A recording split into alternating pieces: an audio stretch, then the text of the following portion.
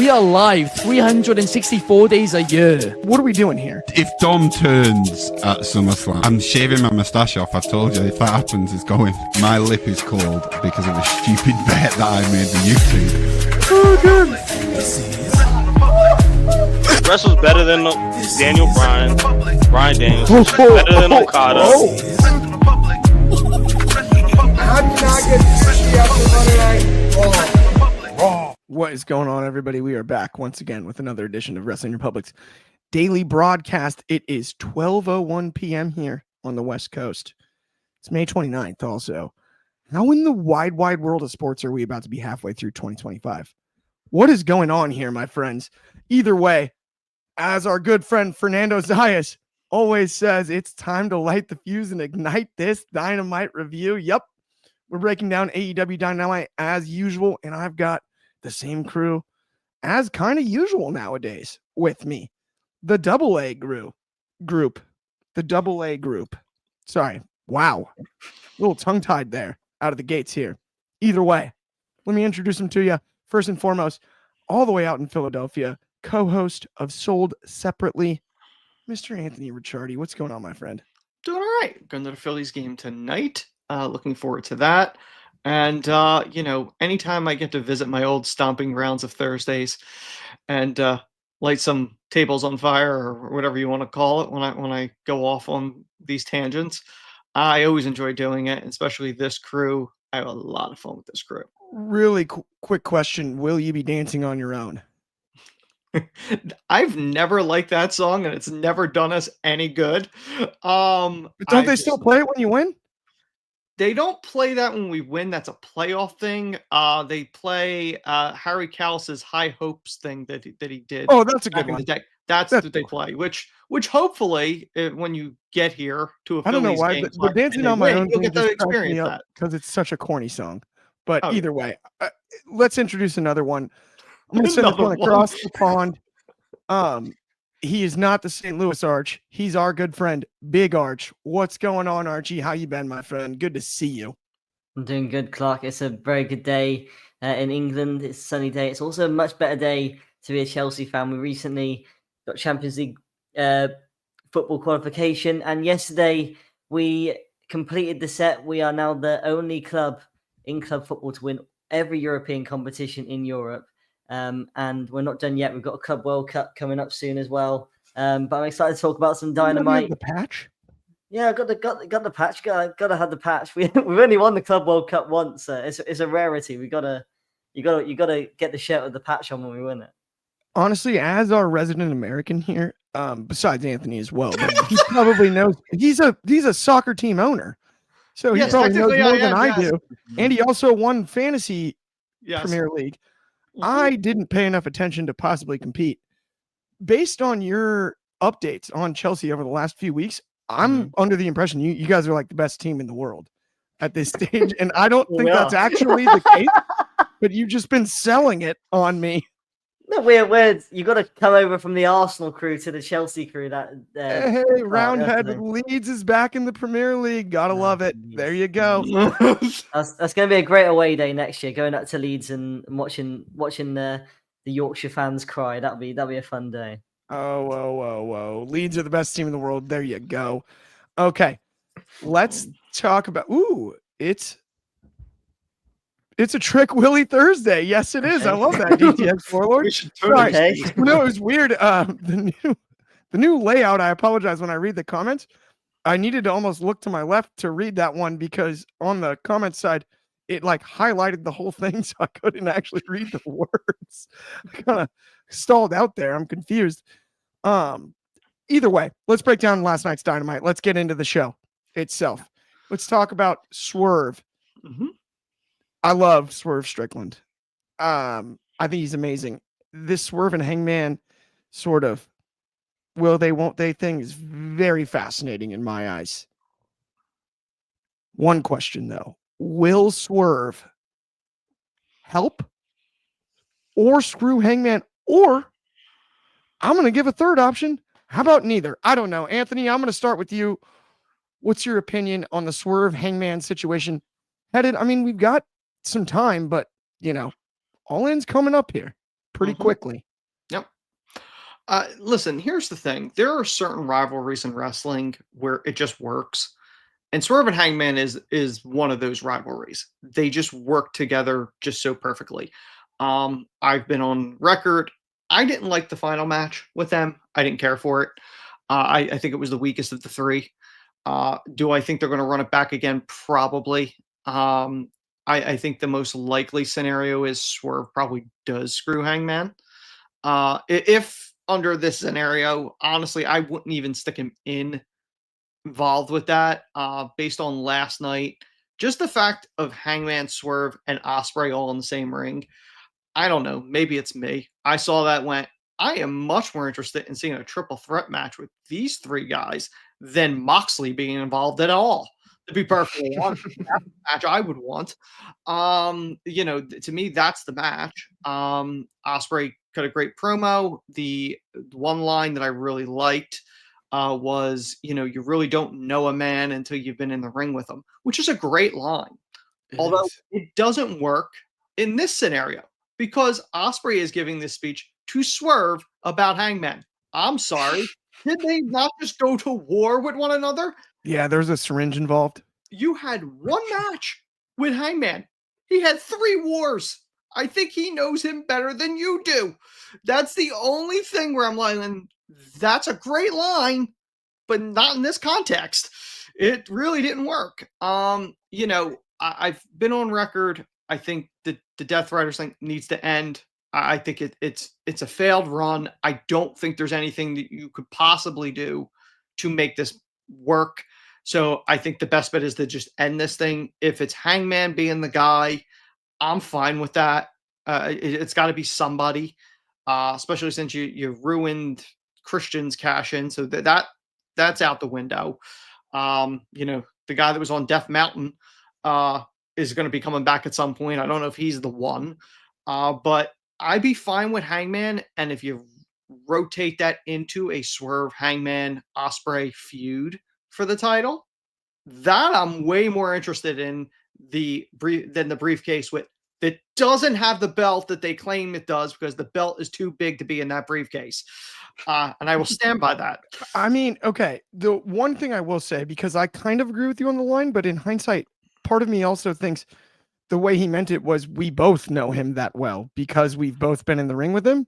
But it was the way it was delivered was not the best. And so I'm not sure who to blame on that one. Right? I just don't think it worked in that context. Yeah, it was an odd time to say it, but I think his intention was to sort of say we both know him that well from going to war with him, right? Like, listen, I get that. Well, also the other line was like, I was in the ring with him when it was for something important, as if the rivalry for their heated feud was for nothing. Unimportant. He did devalue that. You know what I mean? Like, granted, I know it wasn't technically for a title, right? But I thought that was not the best. It didn't come off the best. I also want to say one last thing. Hangman with the belt. I get it. His focus is on the world title. And I absolutely think Ospreay and Hangman really added value, prestige to the Owen with, to me, the best final that's ever been. I didn't like the fact where he handed the belt off to Tony Schiavone as if it didn't matter. I know that wasn't the intention, and I understand the focus is the world title. I just wouldn't have done it because it almost is like, I don't really need this. Almost like a Money in the Bank briefcase of going, I don't need that now. I'm going for the title. You know what I mean? Like, it didn't have the best look, in my opinion. And it's made me laugh. Tony Schiavone just didn't even know what to do with it. He just I think he was thrown by that. Swerve is awesome for Fernando Zayas. We've also got Fernando Zayas with Swerve is going to help Hangman at the last minute for the greater good. I wouldn't hate that. All Will had to say, D6 Warlord with all Will had to say was, we have a common enemy in the Death Riders. Yes. We have to work together to take them down, bruv. That's a better line, yes. That cracks me up. Gotta add the bruv in there. Gotta have the bruv. I mean, they're selling gear that says bruv. But Archie, I wanna hear your thoughts on this situation when it comes to Swerve, Hangman. I mean, I guess we can include Ospreay in it as well as the Moxley part of it, that we've already mentioned.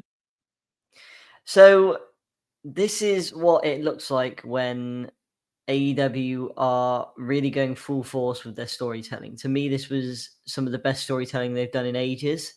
I think Hangman coming out there and kind of explaining his evolution from being the fans' cowboy to being the monster he became last year, who burnt someone's house down, to who he is today.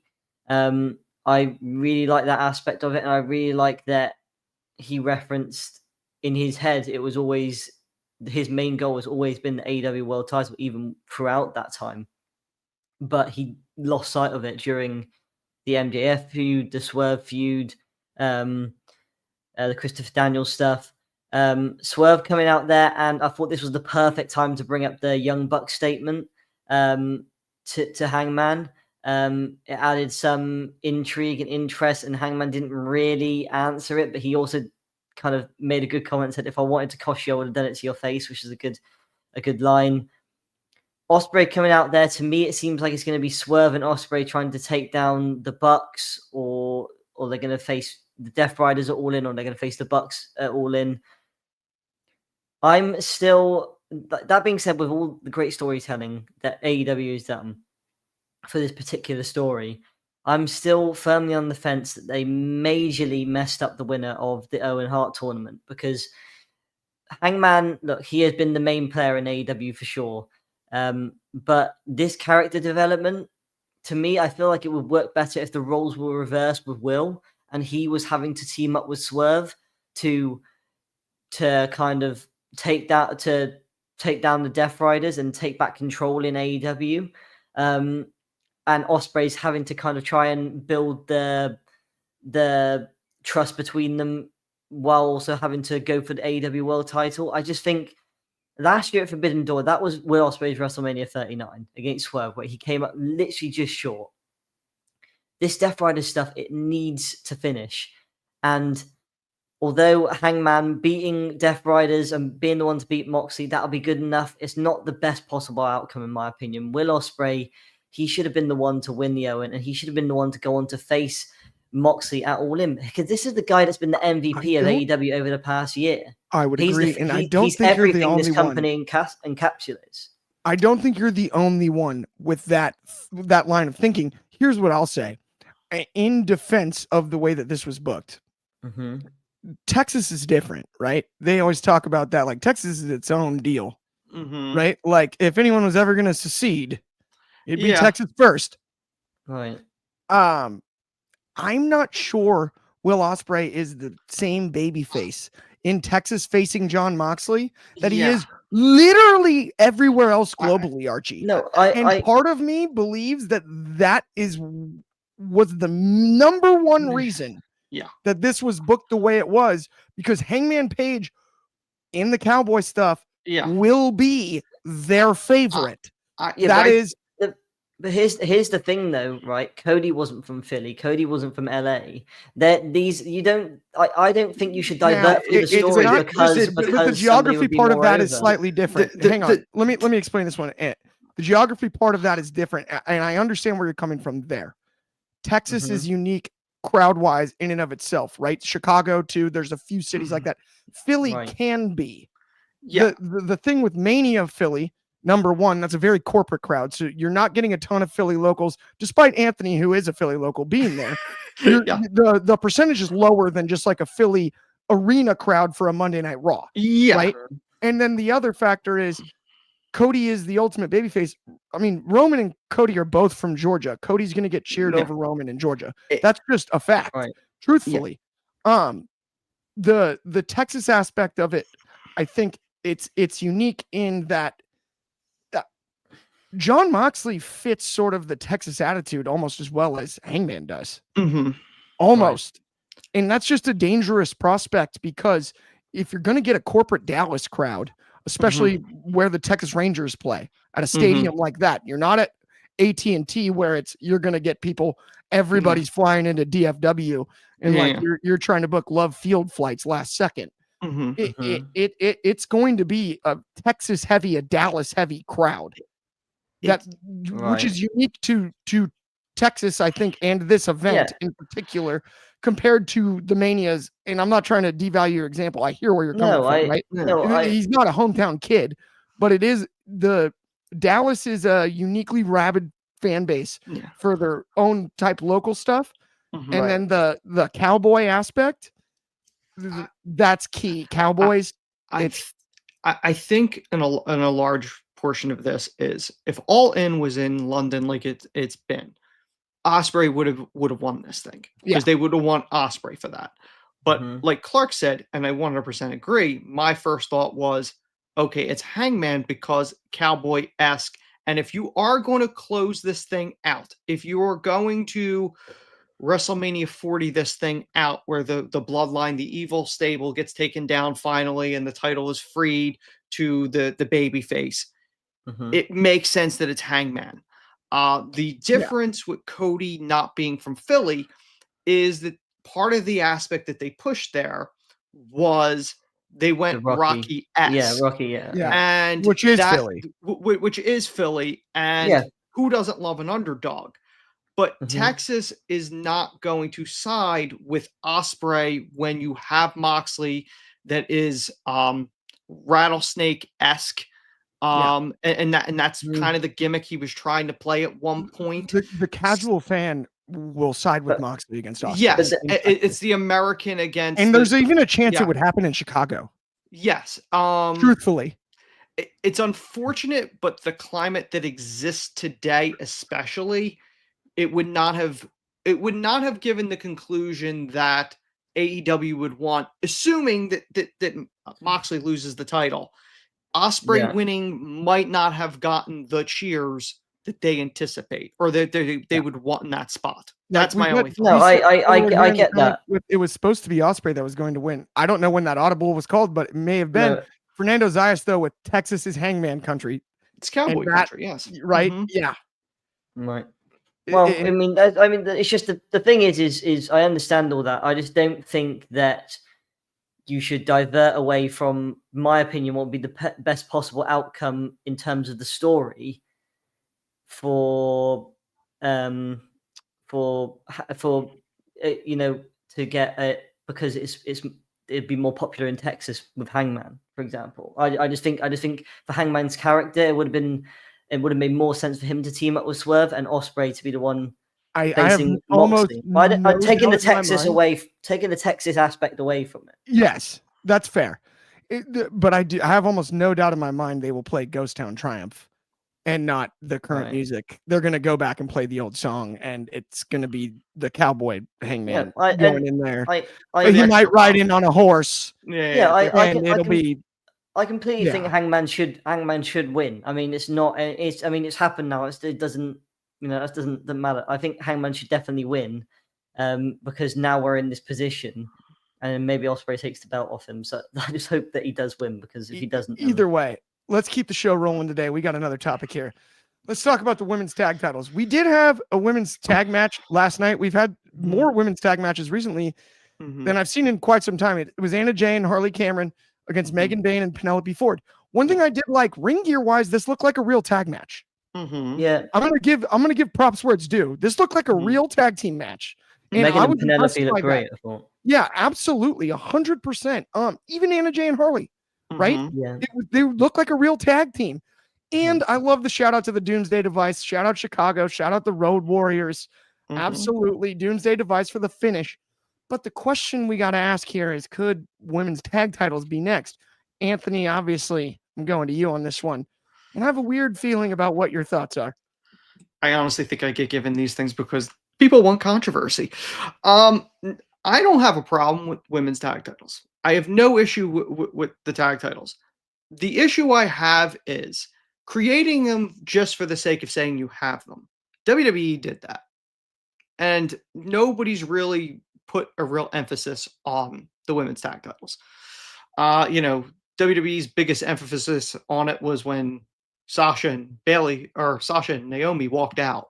That's the biggest claim to fame with those tag titles, to be perfectly honest. AEW already has too many titles and too much talent. Where are you putting tag titles? You're not getting any additional TV time. You don't have any other place to put it. And quite frankly, you did 2 women's tag matches, one at a pay-per-view and one on Dynamite with the same 2 teams. To me, that doesn't exactly have depth to support a women's tag title division unless you just start throwing people together. But you also have a mid-card title, a main world title, and you have both those champions feuding with one another now, leading to All In. Down the road, you might be able to do it, but you got too much as it is. Just creating tag titles just to say, oh, well, we got it, equality. If you don't give it the proper respect, there's no point in having them. I said the same thing about the WWE women's tag titles. I don't have an issue with them doing those things. I support those things if they're done right. Just doing it to say you did it, just doing it so that you can go, see, we got titles.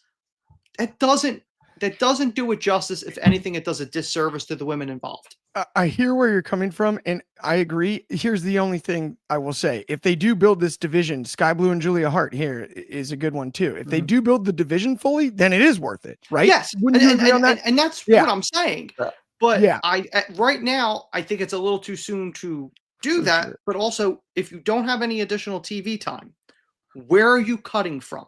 Everyone wants to go, oh, this person should be pushed. That title should go into place. Yeah. They should do this. Where are you taking it from? And that's when nobody bothers to talk about. Now, we'll be right back after these brief messages. First and foremost, sign up for Wrestling Republic's Undercard. Subscribe to our second channel. It's Wrestling Republic Undercard, exclusive videos, clips, and more. And best yet, you get sold separately on there. So if you're a figure collector, you're a collector at all, check that out. Not only that, we got all kinds of clips. If you like the short form content, this is the place to go. Go subscribe now. Absolutely. And better yet, download the Etsy app. It's on either app store, no matter what phone you got. It's on the App Store and the Google Play Store. Head over to the upcoming stream section. Check it out. Every Saturday, I'm on there with Aunt You and Takes. We the Ones. Ben Allison joins sometimes. Not very often, but sometimes. But the best part is, as long as you got a phone with a camera and a microphone, you don't even have to turn the camera on if you don't want. You can argue with us about whatever you'd like. If you don't like my opinions on Cody Rhodes or tag team titles or whatever, anything, AEW, WWE, New Japan, whatever, you can talk about it, join it, and the best part, it's absolutely free. Check that out. But let's keep today's show. Let's keep today's show rolling, my friends. Let's talk about a debut we had. We had a little debut here. I like the Toxic Spider. Yeah. And the Spider Walk. And I mean, I was under the impression it was Thekla, but people are saying Thekla. I'm not sure on that, but she's electric. Yeah. She is electric. Archie, I want to hear your thoughts on the debut and what a get for AEW. Yeah, I mean, Thekla is somebody that's coming from Stardom. Obviously, she got, as they mentioned on commentary, she got fired for punching the president, which, I mean, kind of what a way to go out, getting fired for punching your boss, and then going straight into AEW. I love that they mentioned that. It kind of adds the unhinged aspect about her. And yeah, and I thought this was a great way to make her look like a big deal straight away. She kind of took out Jamie Hayter, who just went to war with Mercedes Moné at Double or Nothing. And I'm excited to see where they go, or how Thekla is going to be presented further on in AEW. I haven't watched too much of her. I've watched a little bit of her. I've seen the potential in her. For Japanese women's wrestling fans, I've seen it's kind of mixed reactions about her, in terms of some people really like her and then kind of very opposing opinions. But I thought they started things off very well here. I am very concerned about one thing, and it's what I mentioned before the Mercedes Moné and Jamie Hayter match. I said if Mercedes Moné beats Jamie Hayter, then I don't really see, I didn't probably word it very well, I said bury, but I don't see a way back for Jamie Hayter. And then I guess this is quite interesting with Thekla taking Jamie Hayter out, but then I thought in the same breath, they're not going to have Thekla lose her first feud. And Jamie Hayter, if she loses this, it's going to be the same thing that happens with Deonna Purrazzo, where she kind of goes back into obscurity a bit. And I don't want to see that because she's one of the best women's wrestlers in the world right now. But she still has that match into 2? But if she loses to Thekla, then I'm worried about her career in AEW, honestly. How did that not get you? So I didn't even hear what you said. I said, do you think she still has that matching tattoo? Okay, by the way, I just Googled it. Yeah. The name Thekla is pronounced Thekla. It's Thekla, is it? And it's a Greek feminine name, and it means God's fame. And she's Austrian. Which is quite interesting. I'm just saying that's interesting. Yeah, it is. Honestly, I'm kind of a history geography guy myself. It is interesting. No, actually, you're correct. I thought you meant it's interesting as if I was wrong, and I was like, no honestly, I love that I love that the last time we were together, it was movie quotes and confessions, and now it's geography this time around. I did Duke basketball on Tuesday. That was wild. I named I think over 30 Duke players throughout the daily broadcast. It was pretty good. We had the whole comments going. This isn't a Dynamite review. This is just a lecture from Clark Chris and Anthony. LeClaire with Ty Blue, Thekla, and Julia Hart as a trio would be cool. Yep. She was awesome at Stardom. Absolutely. It gave him Bray Wyatt vibes. I mean, it was a sweet debut. The division's getting deep when it comes to the women's side. And that's where it's interesting because we had our previous conversation about the tag belts. There are enough women to pull it off. It just has to be built that way. Like the teams need to form. This is what I was going to say about the tag belts, actually. I was going to say that tag belts don't make any sense unless we're in a situation like we are now, where the mid-card women's title is being defended against, or not being defended, but is against Toni Storm. So that's not going to be defended at All In. Mm-hmm. But that's the only situation where it would make sense. You're not going to have many situations where that's going to happen. We're not going to have many of those type of situations. You've got to kind of, I think it's not fair on the women if you're going to give them a title and then just kind of say, here you are, here's the title. You want to build it up, of course, but I feel like there should be a focus on the mid-card belt, the world title, and out of title feuds as well. Like we got with Jade and Naomi, there needs to be more of that in the women's division. I think that needs to be kind of looked at more than women's tag titles in AEW. Well, I mean, that's the thing. AEW has a lot of titles. So does WWE. But I'll tell you how bad it is, and maybe this is me. I completely forgot Adam Cole was the TNT champion until the pay-per-view. I did as well. I'm like, that's how bad it is. So when the question comes up, should they add a new title to the company? I go, it doesn't make, whether it was men's or women's, it doesn't really make sense to me. You have to give Cody Rhodes. I wasn't a fan of the trios. What Cody Rhodes did for the TNT title was interesting. I wonder, though, if maybe because of all the moves to TBS and how little time they've actually gotten on the network, TNT, the actual TNT, now that TNT is no longer cable, it's network, right? TNT officially graduated, like they finished college finally. Ted Turner really smiling for so they're now officially network television because they're channel 3 everywhere pretty much. It's actually kind of wild. Which I was unaware of until recently too. I felt a little behind. Usually I'm kind of up on that stuff, especially as much basketball and hockey as I watch, and they've got both. Yeah, but you really don't care whether or not I'm the one that should know. Like it used to be TNT, we know drama. Yeah, but now they're a sports network. They're they're network. But at the same point, like if you're watching it, you're not really paying attention whether or not it's national, whether it's true. I don't care. I'm watching that channel. But at the same time, like I do find it interesting. I wonder if, because Cody did an excellent job of making that title feel way important. So did Brody Lee. So did a lot of champions, by the way. So I don't want to devalue other people that have carried its work. But I also wonder if there was almost like a little bit of a calculated effort that like this isn't necessarily the secondary title anymore because we're not on TNT. And why are we cheap plugging them? I also think part of it, and I don't mean to cut you off, Archie. I think part of it is too. I don't question what Cody and other people were able to do with that title But they during were that on TNT during that time. during that early stretch.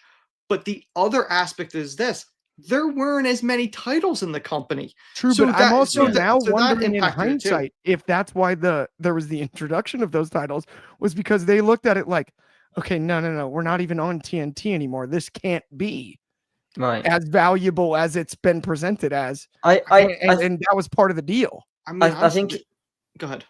No, I was going to say, I think it's similar to me how the Intercontinental title has been since Gunther dropped it. Like, to me, Gunther added more prestige to that title than it's already got. It's a very prestigious title.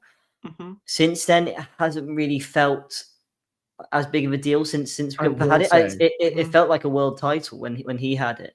And it hasn't really had that appeal. So I think it's the same situation here with the TNT title, and Adam Cole's fantastic as well. But the purple and gold Lakers themed Scorpio Sky TNT title, that was one of the coolest titles ever done. Yeah, that was so cool. Shout out West Coast. Cool. Like that thing just looked awesome, by the way. Random side note, but I'm dude, that thing was absolutely wicked. I don't know why they weren't able to. They should have just kept that as the belt throughout the rest of the time.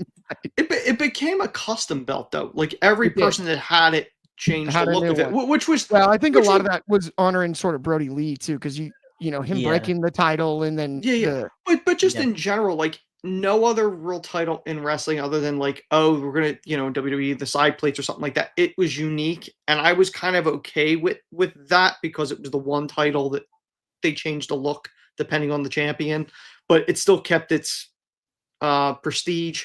Like they changed the strap, whatever, that type of stuff. Absolutely. Let's get on to our final segment of this afternoon. Let's talk about Toni Storm and Mercedes Mone. I loved this. Okay, I'm just gonna come clean here. Every single thing Toni Storm does tickles me. I just she walks and it's awesome.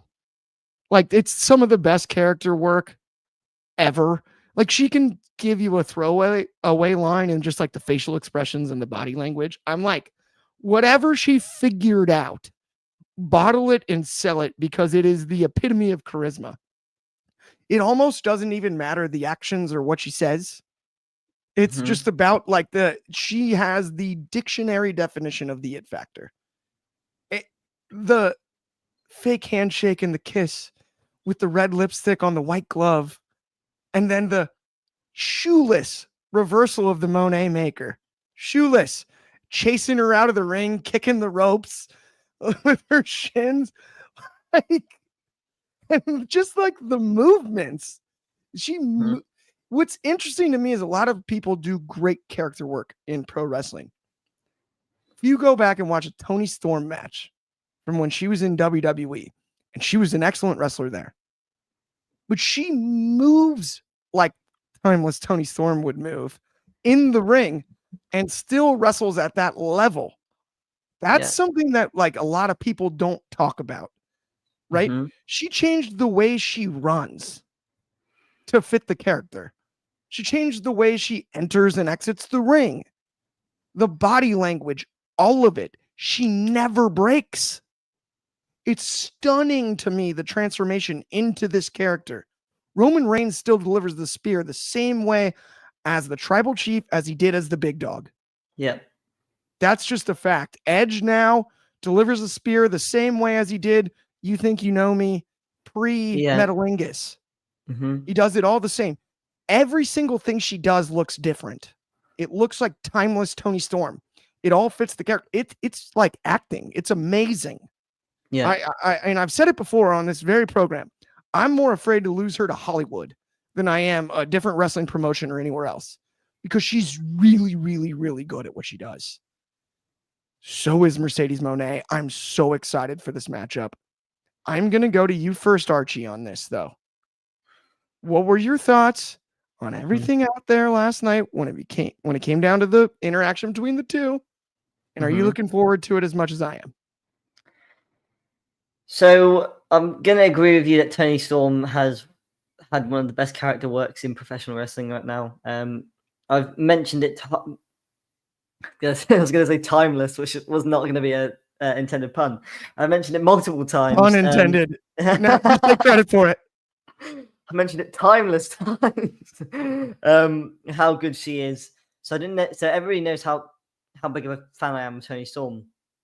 That being said, people aren't going to like my view on this segment because, to me, I understand why they're doing this match. You know, it's two of the most popular women in AEW. Toni Storm versus Mercedes Mone. It's the biggest match they could put on, not just in the women's division in AEW, but in AEW in general. That being said, something felt off about this segment in terms of the promo exchange. And Tony's character is something that's so outlandish that sometimes it doesn't work with a lot of people. But but from what I've seen, it has worked with most people. She's been able to make it work with most people. Mariah May, Thunder Rosa, etc. This, to me, it just felt fake. It just felt kind of. I'm jumping in here because I strongly disagree. Hang on. Finish your point, but I was going to say, go. All right.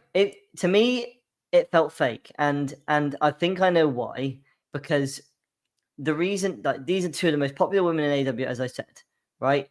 But that seems to be the only kind of thread on this story at the moment, and this whole segment was just kind of about how great AEW has been for them and how it can be their true selves and stuff like that. And look, in AEW, and I'm extremely happy for them that that's happened, and I'm happy that AEW is getting the recognition. That being said, that does not sell me a ticket to their match. Them just kind of saying it wasn't really them selling themselves. It was just selling the company AEW, which I didn't really like that much. To me, it felt fake. It felt like it was just kind of a advertisement for AEW, and not in a good way. It was just kind of an in-your-face advertisement for AEW. Oh, and their promo exchanges, it just felt really staggered. It was Tony was saying one thing, then Mercedes went into saying something that didn't really have anything related to what Tony just said. Look, the stuff after it and with the Moneymaker reversal and stuff like that, that was great. I hope that their chemistry builds outside of the ring as it goes on, as the feud goes on. I think you missed a key thing because of the veil. There was a slight veil of the AEW put over pop because I think it was the end of the show, which I will agree with you on that part of it. There was a slight veil over the promo itself. But if you watch Mercedes' facial expressions throughout, she's looking at Tony like this. She's out of her mind. What is wrong with her? See, I didn't get that part. I liked.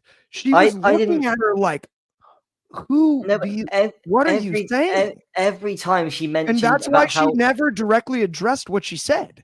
Yeah, because she's like, "I'm not even going to talk to this crazy person." No, I'm talking to the audience because I'm Mercedes Mone. All the attention should be on me. Right. Tony addressed her directly. Mercedes really addressed the audience. Right, but before Anthony jumps in really quickly, whenever she was doing that, Mercedes was doing that throughout the segment. Whenever she was mentioning AEW and how great they both were, she was smiling at the crowd and nodding along as if to say that she was in agreement. She's a narcissist. But that's not her. That's adulation. No, but it's no. Because why she's smiling and nodding? She's taking credit for it. No, she's not taking credit for how good AEW is. Yeah, it is. I'm here. I mean, we both see it. We see that a bit differently, personally, but I just feel like it was a bit staggered, and I felt the chemistry was a bit off. That's fair. That's fair. I hear where you're coming from. I disagree because I think there was a method to the madness there. It's going to lead to some a little bit of a difference of opinion. Maybe Monet starts to flip on I don't need AEW. That'd be a very interesting conversation to have. And then AEW is timeless. Right? That's where I thought that they sort of set the table. The appetizers haven't quite come out yet. We only got the one, right? We just got the chips and salsa with the little exchange. But Anthony, of course, before we go, I got to get your thoughts on this. Wow, you sound stoked about this one. This could be dangerous. No. In all seriousness, no. I think Timeless Toni Storm may be arguably the best women's character in wrestling right now. regardless of company, and probably the best character in AEW, period, if I'm going to be perfectly honest. She's compelling. It's interesting. She bought into it. It reminds me of very much early days, early Hollywood Goldust. She's committed to the character like The Undertaker was. It very much reminds me of the Queen of the Ring, Mildred Burke documentary. Reminds me of very much the style and everything like that. I agree that the segment did not work as well as it should have, and I feel Toni Storm carried that segment. I was interested in what Toni Storm was saying. Yeah. I had more interest in that. In general, I don't care for a champion saying to a challenger, "How come you didn't challenge me sooner?" I didn't like that because realistically, why would a champion want to be challenged sooner by somebody that is technically one of the most prestigious grapplers, whatever you want to call her, in Mone? It is a situation where it's two delusional characters. Mone very much thinks she's well bigger than she actually is, and Toni Storm is acknowledging the fact that she's over the top. So it is two over the top characters. I did have to chuckle, even though it wasn't intended, but Mercedes trying to be snarky of going, "I'm no longer a boss, I'm a CEO." They're pretty much the same thing for the most part. So it's not, it's a play on the fact you couldn't call yourself the boss because WWE owns the name. But the funniest part to me, by the way, Ant, sorry, not to cut you off, but is realistically, if you actually think about the way corporate structure works, a CEO can have a boss. Yeah. If you're the ultimate boss, yes, you wouldn't, you would be the CEO's boss. Yeah. So saying.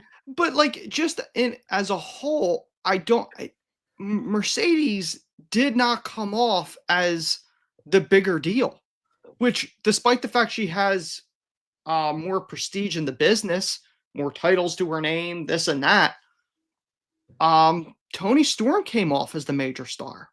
She came off as the true women's champion, which she is in AEW.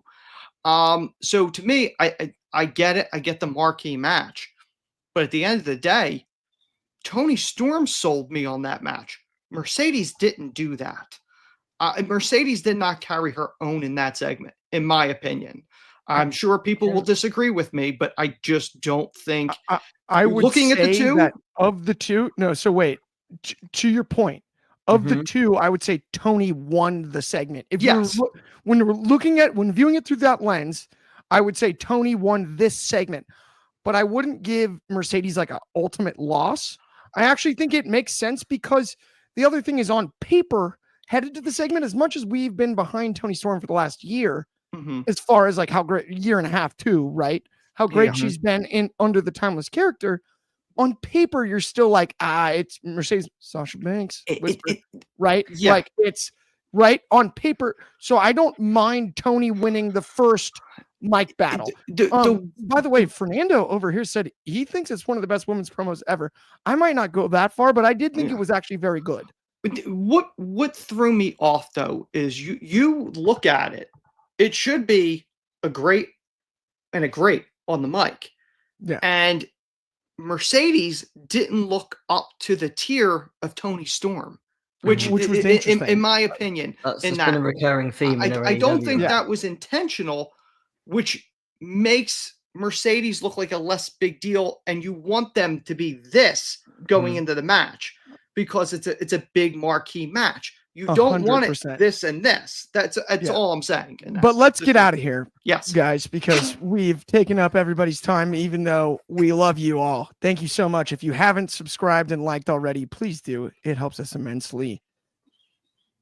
We'll be back same time, same place tomorrow. That's, of course, noon Pacific. That's 3 o'clock in the East. That's 8 o'clock in the UK. That's 9 a.m. for my friends in Hawaii. On behalf of me, Clark, Anthony, Big Archie, and everybody at WR, thank you so much for tuning in. Have a great rest of your Thursday. Check out Sold Separately. We're recording one next. We'll talk to you soon, though. Thank you so much.